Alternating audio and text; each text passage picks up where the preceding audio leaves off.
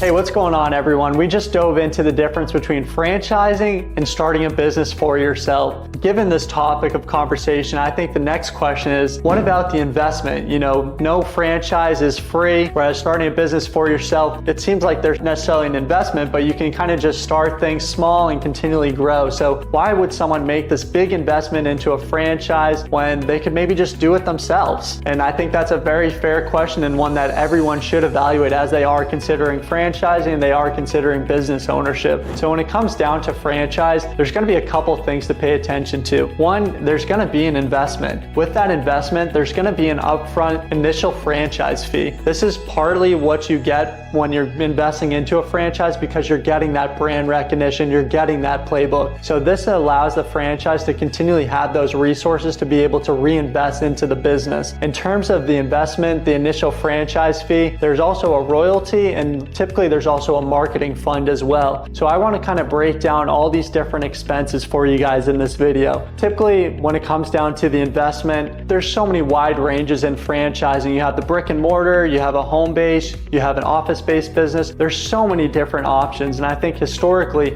when people think franchising, they see McDonald's, Subway, Taco Bell, they see this brick and mortar $1 million investment, $300,000, $600,000 for a typical brick and mortar investment. And then, you know, you're investing over $1 million. You could have some debt year one, year two, but that is not the case in all franchise systems. There's so many other options nowadays, from, like I said, office-based, home-based options, where a home service-based business could be, you know, $100,000 to $200,000 all-in investment. And some home-based businesses may be a $40,000 liquid cash investment, which means if you have $40,000, you would have the opportunity to investigate some franchise opportunities, especially nowadays with funding. If you're able to put down anywhere from 20 to 25% down, usually the SBA funding can help you with the rest of that business opportunity. So we can obviously dive into those opportunities, but I think one of the biggest mistakes in franchising is discounting yourself, because not everyone needs $1 million to have success in franchising. There's tons of these lower investment opportunities that you can get into a business for, you know, as low as, you know, $50,000, for example. So there's tons of different options. I think the key is, if you're even considering business ownership, allow us to at least investigate with you so that you can see that universe and see, does business ownership make sense for your future? When it comes down to the investment, you're going to make an upfront investment with that initial franchise fee.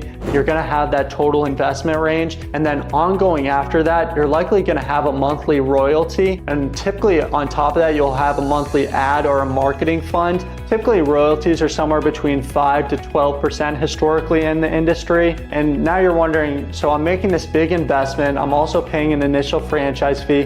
Why am I paying a monthly amount back to the business? Shouldn't this be going to me? Don't they want to see me succeed as a business owner? And I think that's a great question for someone. As you're making a big investment, you want to know what is actually happening with the capital you're investing and what results are you getting. So I think the key in franchising is really managing expectations. So part of my process is we're going to dive you through the royalty structure, the initial franchise fee, and really see exactly what are you getting with that investment to see if it makes sense for your future.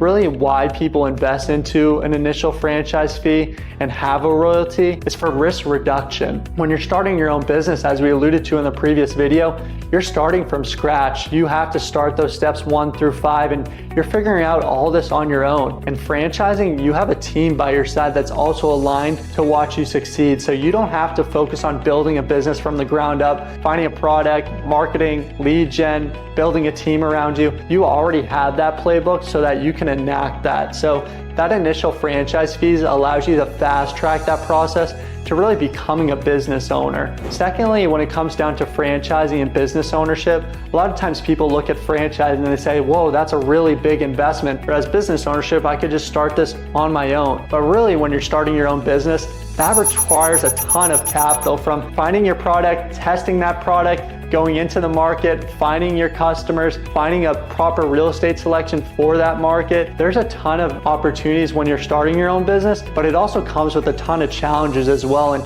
the key is that you're figuring all this out on your own, whereas in franchising, you have this team by your side that is also aligned to watch you succeed. So I think that's one of the key notes when it comes down to franchising for starting a business by yourself. And some key numbers I think that are really important to look at, according to FranNet, which does a really incredible job job looking at data throughout the industry. 92% of franchises have been in business after 2 years, and 85% of franchises have been in business after 5 years. Now let's compare this to someone starting a business by themselves. If someone starts a business by themselves, 80% success rate after year 1. After year 5, that's about a 50% success rate. Now let's fast forward to 10 years of independent business ownership. Over 66% of those businesses have failed. So compare that to franchising.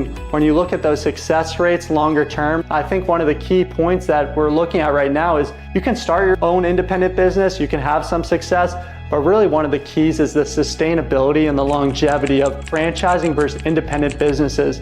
Today, I believe the number is 1 in 8 businesses is a franchise system, and we watched that number continually grow over COVID because of some of the things we're talking about, leveraging national relationships, support, having a team by your side, having this buying power of other people by your side rather than trying to do it by yourself. So although you are making this investment, it allows you to fast track that process to scaling your business and becoming a business owner. So I think that's one of the big points that I really wanted to point out. And really when it comes down to this investment, you have ongoing support. Not only are they gonna help train you to learn a new business that you may not know anything about right now, they're gonna have you on weekly, monthly calls with the franchise. So you're not on an island by yourself. Even after training, learning the business, we understand you're not gonna understand everything all at once. Every business is gonna have its challenges. So the key is that you're gonna have a team by your side. One key thing in the franchise industry is that franchises have what's called franchise business coaches. These are people that are actually on the ground supporting franchise owners when they have a problem, a challenge. They'll actually go out,